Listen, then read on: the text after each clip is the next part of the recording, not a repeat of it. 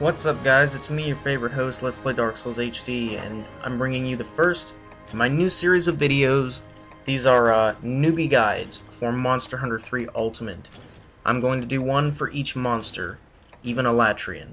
For those of you who know who that is, I welcome the challenge, and I'm going to do an excellent newbie guide for every single monster in this game, starting from the basics. So the first mildly boss-like monster you will encounter in this game is the Qurupeco. He is a very annoying monster, and I'm going to show you a quick shortcut right here to be able to reach him faster, so you don't have to go on a wild goose chase. Bird jokes. That's funny, because we're fighting a bird. But it takes a little bit of time to find him. I'm not always sure where he is, especially considering this is the low rank Qurupeco. This is going to be the very first one you encounter. This area right here, area 5, is typically the first place that you see him when you fight him, but he's not here right now, so we're going to have to look for him a little bit. Doesn't take very much time to find him, because the deserted island map is really not that big, and he doesn't move from place to place as fast as most other monsters. But let me run through my stuff real quick. I'm actually, I'm using fair equipment right now. I'm not using overpowered stuff that, you cannot get in the beginning of the game. You can get all of this very fast. I'm using Rime Blossom, which is an ice longsword. He is weakest to the ice element. And I'm using full Lagiacruz armor, the very first set. I am gemmed for current Reslow, speed sharpener, and weakness exploit and focus. So these abilities are going to help us against him very much. The speed sharpening is going to come in handy because it only takes one grind in order to get your weapon back to sharpness, whereas it normally takes 3. And I'm also going to make a lot of use out of the weakness exploit, because that ability allows you to deal more damage when you hit weakness points on the monster. An example, the Qurupeco's head is his weak spot, so hitting him in the head with my longsword using the weakness exploit ability will deal more damage. And focus is awesome because it causes my spirit gauge to charge up faster when I use the longsword. And most of you who have played Monster Hunter know that filling up the spirit gauge is what causes you to be able to unleash your spirit combo with the longsword, and that is how you deal the most damage with this weapon.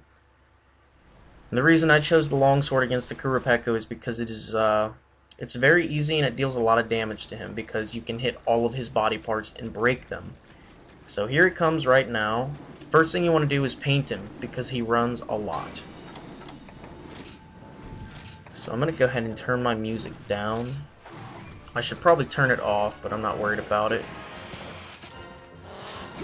Okay, so there he goes. The Qurupeco is demonstrating his most annoying ability right now. His ability to imitate the vocal patterns of other creatures in the game and call them to his aid. He can call just about anything from Jaggi to cats. He can call a Raytheon. He can call a Devil Joe. He can call just about anything he wants. And yes, when he does that, they will show up. See, here come the Jaggi after he made their call. Now the Qurupeco has a kind of intricate set of abilities. As you can see, he's got that nasty projectile attack. When he hits you with his stomach acid attack, it causes defense down, so you definitely want to avoid that. This is his Combustion Attack. He uses his claws, which are flintstones on the tips of his wings, and he bangs them together like that to create an explosion. If you get hit with that attack, it causes Fire Blight. So if he hits you with it, you will be caught on fire. But it's really not a big deal in this area, because all you have to do is roll one time in the water and it will get rid of it. He has the Peck attack, but he mostly sticks to the stomach acid attack. I'm just going to get rid of the music. He mostly sticks to the stomach acid attack, and if you bait it, he will do the combustion attack. Now his tail swipe is kind of annoying because it has a very wide range of attack. It is hard to roll. And that little chicken run that he does, it really isn't much to worry about because it's really easy to avoid. So now that we've seen some of his attacks, I'm going to show you guys the best way to deal with him.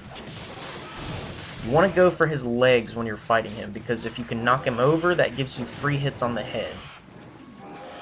Now, attacking him in the air is very much recommended, because he doesn't have anything other than that little lunge right there to be able to attack you when you're underneath him.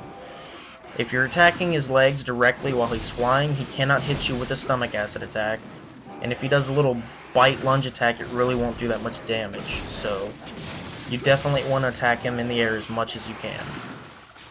Now, I wouldn't be worried about the Jaggi, but you should get rid of them if you can. I'm not really worried about them because they're not that much of a nuisance, but if you're worried that there goes one wing claw, you can break them both.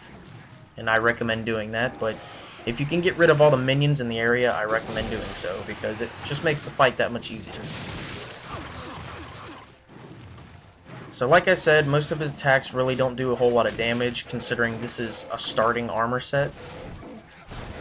But, yeah, just go for the legs and the tail, break the wings and the beak if you can. I'm pretty sure I broke them all. I'm pretty sure I break them all every time I fight him, usually. It's really not that hard. But, yeah, take advantage of the longsword's speed when you're fighting him, because dealing that much damage that fast is going to be probably the best way to take him down with the longsword, is just being relentless. Now that right there, I was a bit too fast, but the reason they give you sonic bombs for this quest is because when the Qurupeco is demonstrating his vocal abilities, you can throw a sonic bomb and you can interrupt them, and it will typically cause him to drop a shiny, and you can pick that up for extra rewards, but for the sole purpose of receiving the buff that he is about to do. So this is what makes the Qurupeco so annoying. Not only do his vocal abilities call other monsters to help him fight, but he has the ability to buff himself and other monsters. There goes the other wing claw. Yes, his tail is kind of annoying, but there's the Raytheon. You will always be able to know which monster the Qurupeco has called to aid, because he will imitate the exact roar that they do, and obviously he did the Raytheon a second ago. There he goes doing one of his buffs. That right there was an attack buff. Notice how, as soon as I interrupted it, it instantly gave me the buff. This goes for you and anybody in your party. So, if you're able to stop his buff, then do so. Now, the reason I hit the Raytheon with the dung bomb right there is because it's a very useful mechanic in this game. If there are two monsters in one area, you hit one with a dung bomb, and it will cause them to leave. Now right there, that right there was a healing buff. That was bogus. Not only did he heal himself a little bit, but he healed the Raytheon as well, gave her extra health. Now right here, I just interrupted that one. Now when you interrupt one of his calls with your weapon and not a sonic bomb, it will cause him to freak out and run backwards. And we got a wyvern tier. He smacked me with his stomach acid and I have defense down, but it really doesn't matter because he doesn't do a whole lot of damage. But the Qurupeco, what he lacks in strength and speed, he makes up for in his ability to summon other monsters. So don't underestimate him. So you can always see which direction he flies in. You don't necessarily have to paint him, but he's a funky monster, and his flight patterns tend to get weird depending on what rank he is when you fight him. So do your preparations before you run into the next area, and just rinse and repeat. Be relentless on his legs, try to knock him down as much as you can, and interrupt him when he's trying to do, you know, the vocal calls. So he's in rage mode right now. Every time he does that, he looks like he's huffing a little bit of steam from his nostrils. It means he's in rage mode. His speed and the damage he does increases. So these guys, these Ludroths are really not that much of a problem, but they can get very annoying while you're fighting him. So he's also attempting to call the Raytheon again, which is bad. Fighting him and the Raytheon at the same time in a small space like this will be a nightmare. So I'm going to try and get rid of the Ludroths while I can. and that's it. I'm going to show you how to take advantage of the longsword, like that. You can time when he turns around for a direct smack to the face, and you want to break the Qurupeco's beak.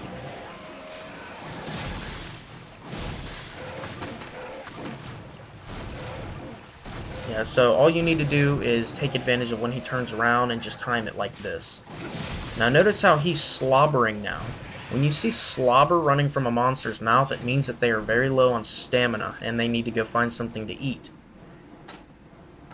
All monsters have very specific spots where they go eat. They don't ever change. The Qurupeco, he goes to Area 10 so he can eat fish. But allowing a monster to successfully eat, it causes them to drop another shiny, and it also helps them regain stamina. They don't regain health when they eat, but they regain stamina, and it will cause their attacks to be more fluid. So there goes his beak. And now that we've successfully broken everything on the Qurupeco, it's time to just bring him down.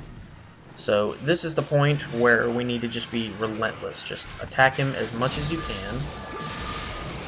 And that right there was a health buff. You can always tell which kind of buff he's trying to activate with his vocal cords by the color of the waves. Notice how the little waves coming out of his mouth were green that time. That means that he's going to try and heal. If they're red, it means he's going for an attack boost. And if they're orange, it means that it's a defense boost. Those are the only three that he's capable of.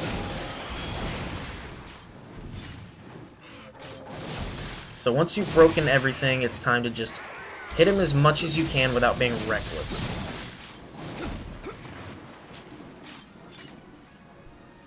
So he's leaving again. We've done a pretty significant amount of damage to him right now.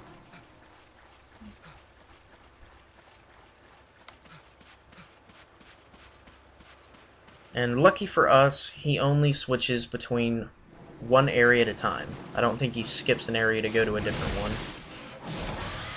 And he's down.